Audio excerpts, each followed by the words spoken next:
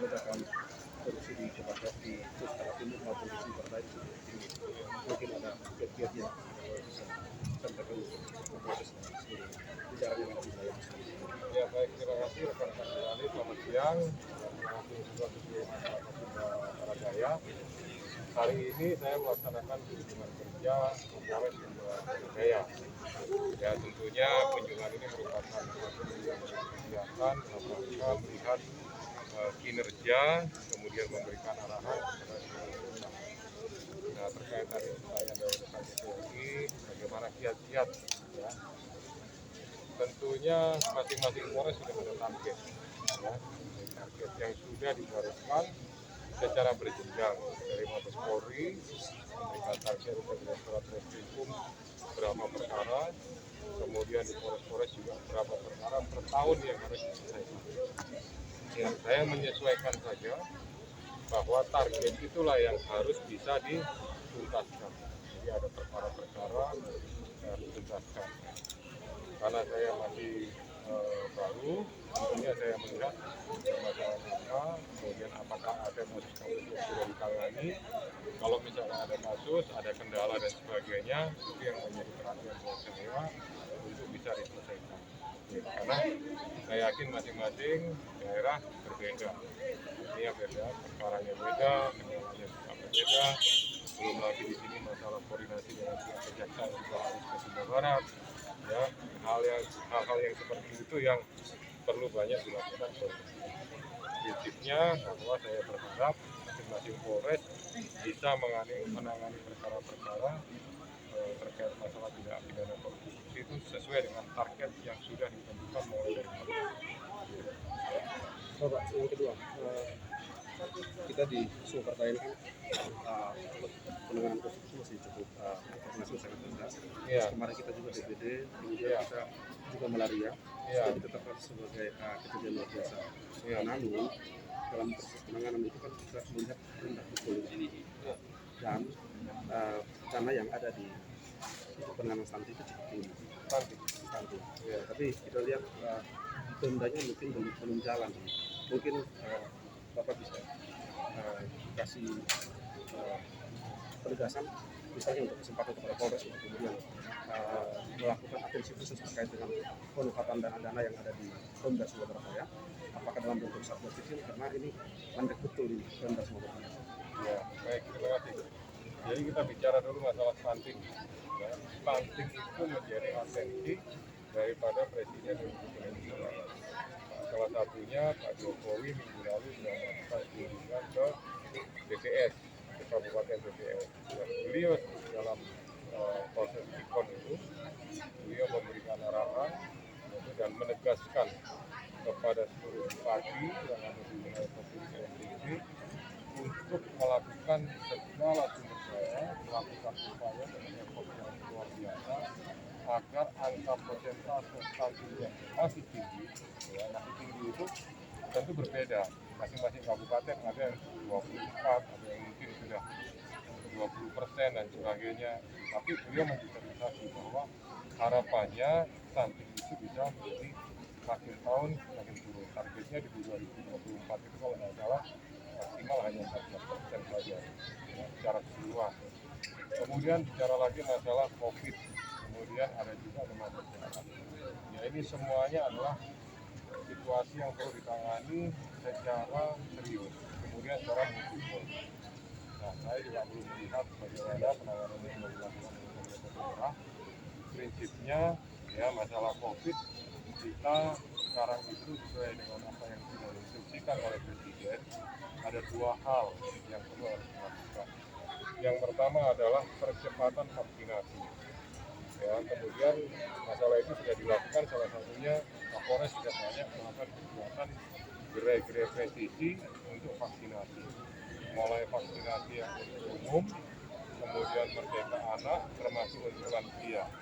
Vaksin 1, 2, dan 3. Ya, semuanya sudah dilakukan. Kemudian kalau masalah demam berdarah dan sebagainya, tentu Polres tidak terlibat langsung, ya, tapi harapan saya Kapolres bisa melakukan kerjasama dengan pemerintah daerah, ya, di situ ada dinas kesehatan, itu upaya-upaya apa saja, cara-cara apa saja yang dilakukan. Nah, kalau ada kendala, ya mungkin masalah keterlambatan biaya, anggaran terbatas dan sebagainya, itu kan bisa mungkin dikomunikasikan dengan dinas kesehatan provinsi. Ya, tidak ada hal yang tidak mungkin. Lalu kalau untuk urusan masyarakat itu menurut saya harus prioritas, harus utama, gitu ya. Karena itu merupakan bentuk pelayanan pemerintah kepada masyarakat. Nah, saya juga berharap tentunya pemerintah daerah Sumatera Barat Daya bisa memprioritaskan pelayanan-pelayanan kesehatan itu kepada masyarakat. Karena apa? Kalau masyarakatnya sehat, ya, masyarakatnya nyaman, masyarakatnya aman, saya yakin semua aktivitas, semua kegiatan bisa berjalan dengan baik. Ya, tapi kalau kemudian ada masyarakatnya yang sulit untuk berobat, ya, kemudian mau mendapatkan fasilitas kesehatan juga susah, ya, itu tentu akan menjadi sesuatu yang kurang baik dan dampaknya juga akan menyebar kemana-mana, meluas kemana-mana. Itu harapan dari saya. Ya, nanti mungkin Kapolres, ya, dengan kesempatan berikutnya, saya perintahkan untuk bisa melakukan koordinasi, mungkin tidak langsung kepada Pak Bupati, bisa langsung kepada Dinas Kesehatan, gitu ya. Dan itu juga itu yang saya lakukan dengan Kepala Dinas Kesehatan Provinsi. Ya. Ya. Oh, oke, ya. Iya.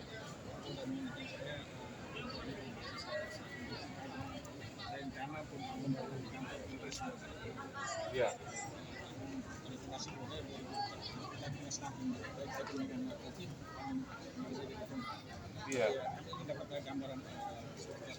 Iya. Ya, ini memang adalah sesuatu keadaan yang sangat sulit sekarang ini. Artinya ada beberapa masalah distribusi anggaran yang diprioritaskan, kemudian ada yang ditunda, ada yang mungkin pusing dan sebagainya, gitu ya. Kami dari Polda berusaha terus mengajukan kepada Mabes Polri untuk bisa diprioritaskan, ya, karena dengan kendala bahwa bangunan Polres ini masih menggunakan pinjaman kantor koperasi, ya, kemudian kemudian kami komunikasi dengan pihak pemerintah daerah, itu salah satu yang membuat mungkin mempengaruhi kinerja juga, ya. Tapi kami juga menyadari bahwa dengan keterbatasan anggaran tadi mungkin Mabes Polri juga banyak melakukan apa istilahnya, mana yang akan diprioritaskan. Tapi saya sudah beberapa kali menyampaikan kepada Kapolres untuk Polres-Polres yang belum ada kantornya, ya, kemarin saya sudah diajukan, gitu. Tapi ya karena refocusing itu kemudian menjadi tertunda. Masalah kemudian kapan dilaksanakan lagi, ya tentu itu keputusan Mabes Polri.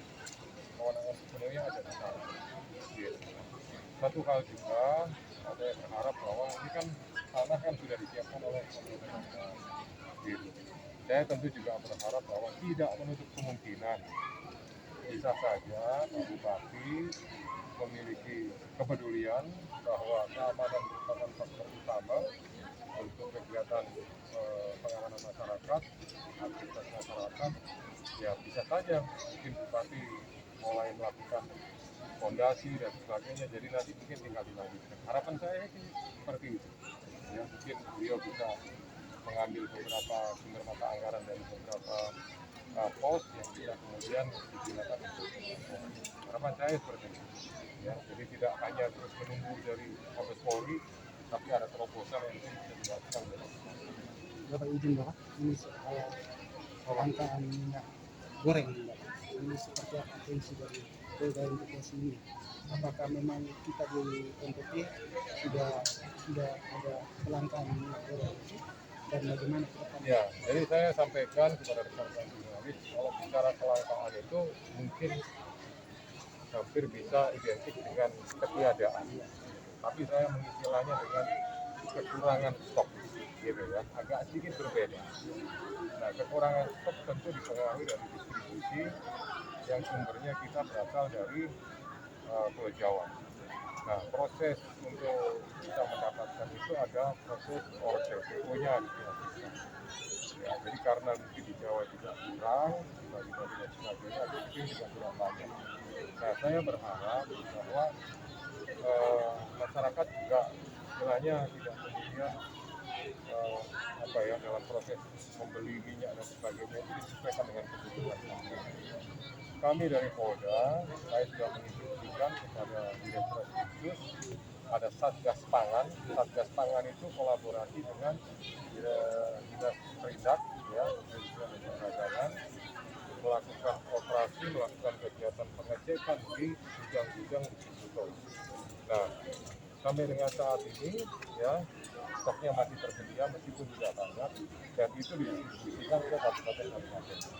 Kemudian secara khusus, selain ada Satgas Pangan yang dipimpin oleh Direktur Khusus, Kapolres dengan Kasat Reskrim dan jajarannya juga melakukan pengecekan. Kalau memang kurang, segera diinformasikan ke Polda, nanti Polda memberitahukan ke Dinas Perindak supaya Dinas Perindak cepat bisa membagi dan distribusikan kepada distributor sendiri.